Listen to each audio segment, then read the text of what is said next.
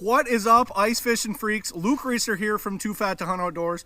Welcome to a very special Tackle Tip Tuesday. And today I'm going to be giving you 5 tips and tricks that'll help you become a better ice fisherman this year.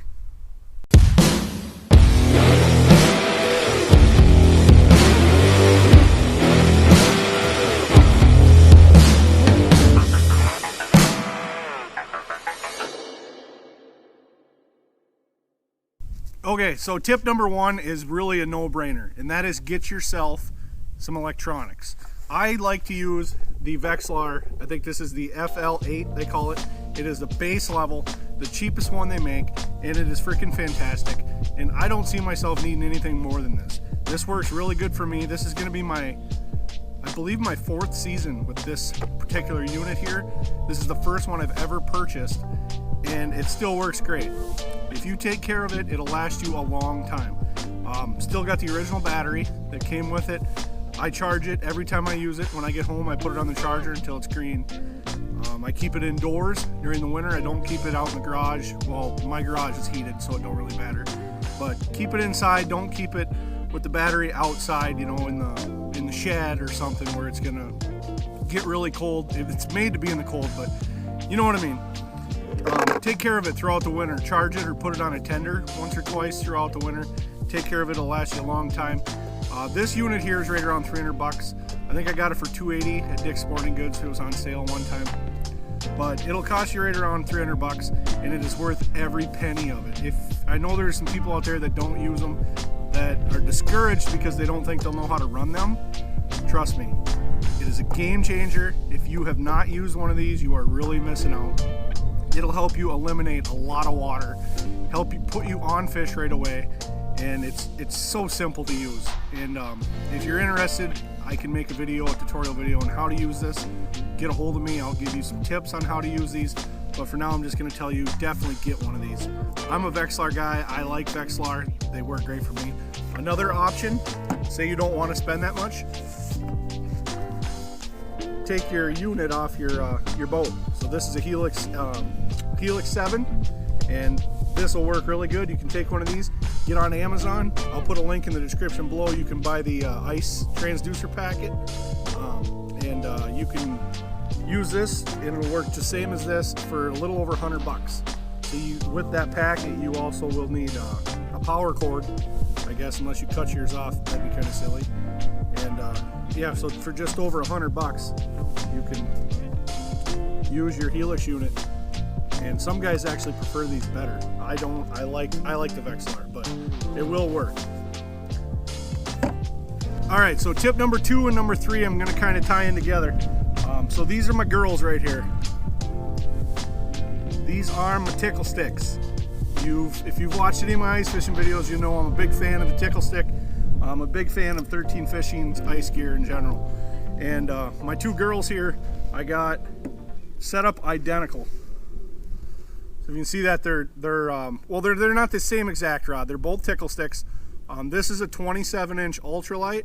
This is the one that I like to use most of the time when I'm fishing small jigs and when I'm, jigging for panfish with a small tungsten jig. Now this is a 23-inch Lite, so it's not quite as sensitive. It is still unbelievably sensitive, but nothing like that one is. And so what my tip for you is, get yourself a sensitive rod. Now you can use any ice fishing rod that you want and put a spring bobber on it, and you're going to be able to detect light bites.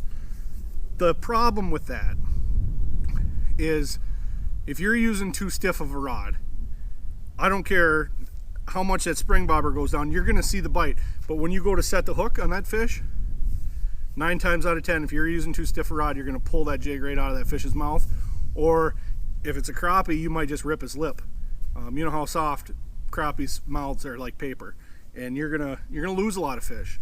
So get yourself a good sensitive rod. These are actually really reasonable priced. I think they're right around 50 bucks. And if you get them on, like right now, Black Friday, you can get them even cheaper than that. This one here, this second one I got, I picked this up at a farm in Flite, I think. I was going fishing and we stopped at a farm in Flite to get something, and I seen it on sale for $30, and I'm like, are you kidding me? 30 bucks? I had to buy it, and I'm glad I did because I love it. But they're so sensitive. You don't need a spring bobber. They got the flattened out tip, and really good for detected light bites, and the rod just loads. When you go to set the hook, it just loads into the fish and helps keep them pinned. You're not overdoing it with power, and I've seen some really big fish caught on them too. So get yourself a good sensitive rod.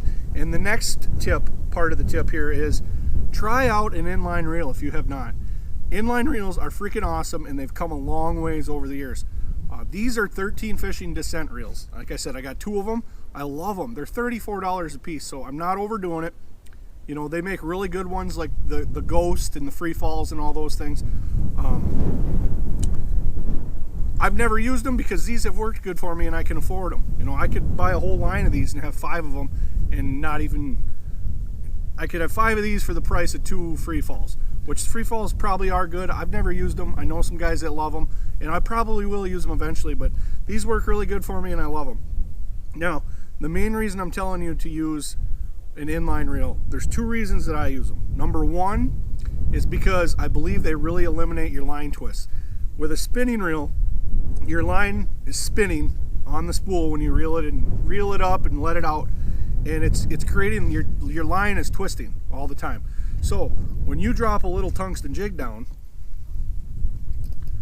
when you drop one of these tungsten jigs down and you're sitting down there, just this little jig sitting down there, and it's dead sticking, your line is twisting and it's spinning around. And yeah, maybe that might trigger a fish, but on these really small pressured lakes where these fish are finicky all the time, that's going to look unnatural to them and they're not going to bite it. So by using an inline reel where your line's coming in and spooling up and not spinning, it eliminates that. And I have tested it out and it is true. It really does eliminate line twists. Now, if you don't want to get one of those and you are still worried about line twists, there's a couple options you can do. One thing I've seen a lot of people do, and I did before I went to inline reels, is use a little barrel swivel, just a little bitty barrel swivel. The other reason that I love using inline reels is because I'm a bass fisherman. I'm a bass fisherman at heart, and I'm a bait caster guy. I hate spinning reels. I use them when I'm pan fishing, and I use them when I'm walleye fishing, and I don't mind it then, but I'm a bait caster guy. I love them, and using these reminds me of using a bait caster. These big handles, big grips, the leverage I get, it's a confidence thing for me and comfort, and I could fish like this all day.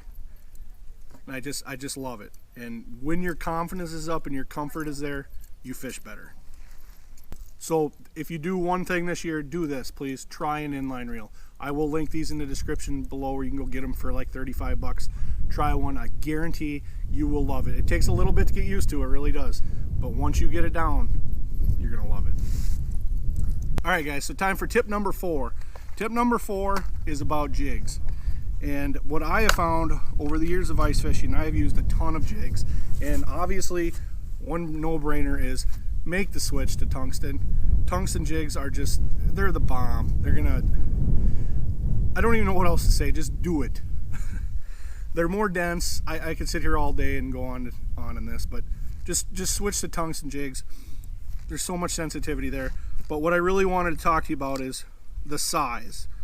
Now, rule of thumb, right? The bigger the bait, the bigger the fish. No, throw that out the window. Myself, I have found I do a lot better using smaller jigs, and that's probably one of my biggest secrets that I can tell you guys. I fish like a lot of these little lakes. These lakes are pressured. They're local lakes, so they freeze up right away, and everybody goes out and starts ice fishing, right? Because they're close. It's our home lakes. We know them, and this is how it is. So I have found if you switch to a little bitty tungsten jig and tip that with whatever, whether you like wax worms, spikes, little plastic, little bitty jigs will get you bit when the pressure is on, guaranteed. And not only will you catch more fish, you'll catch bigger fish. Big fish eat these. Not all the time, but they do eat them. And very seldomly do I use anything bigger than a 3mm ice jig. 3mm is the same as like 1/64 of an ounce. It's really itty bitty, and I freaking love them.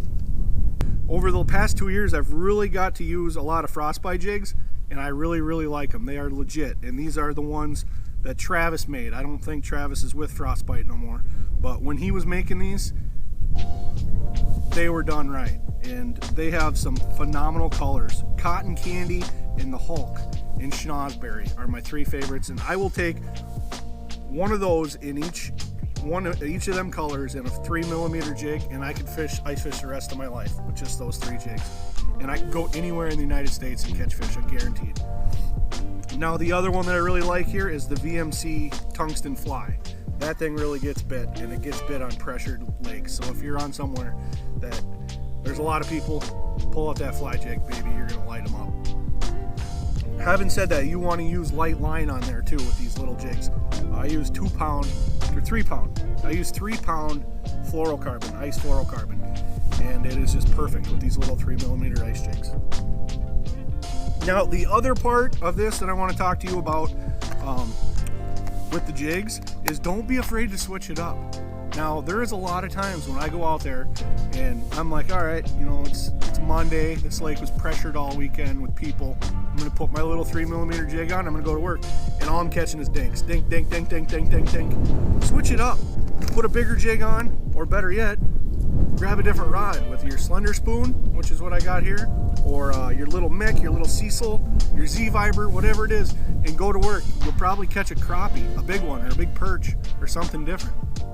Those big fish are there. They just, you don't know what they want until you try it.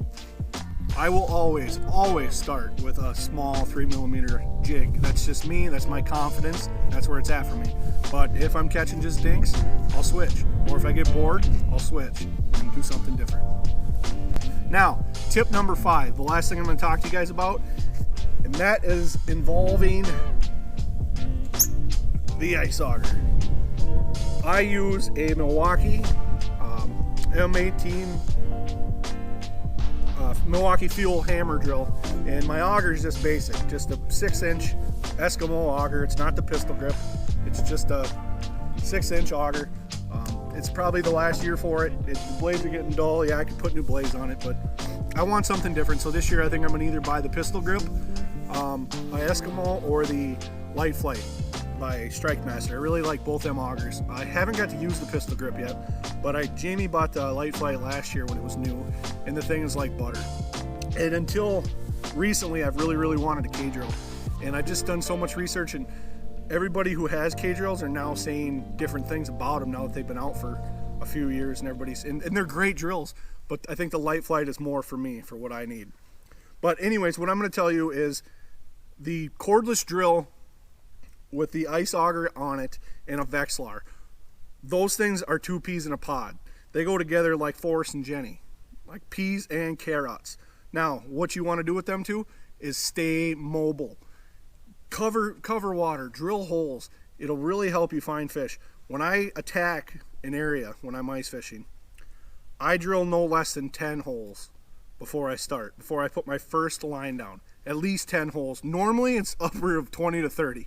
But I will Swiss cheese an area, and sometimes I attack it differently. Sometimes I'll make a big L with holes, sometimes I'll make a full circle or a half circle, sometimes I'll make like a mouth and then another mouth in it. You just got to go out and drill some holes. And why? Because I don't know where the fish are. I know they're probably in this general area, but when you drill that many holes and you got your Vexilar, throw your Vexilar down there. If you don't see no marks, move to the next hole. If you don't see no marks, you just keep moving. It really will help you catch more fish, and it'll save you time and make you more of your day where you're catching fish rather than just sitting there getting cold on the ice.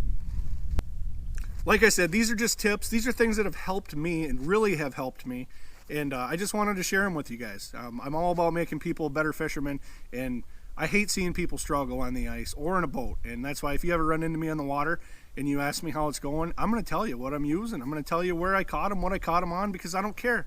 I like to see people happy and people catch fish like I do. We're all out there to have a good time. I promise you that if you use these tips that I talked about today, it will make you a better ice fisherman in the 2020-2021 season. If you have not yet subscribed to Too Fat to Hunt Outdoors, go ahead and do that right now. Hit the bell so you get notified every time we put out a new video. Clobber that thumbs up button. Luke Reeser signing off. Always remember, you're never too fat to fish.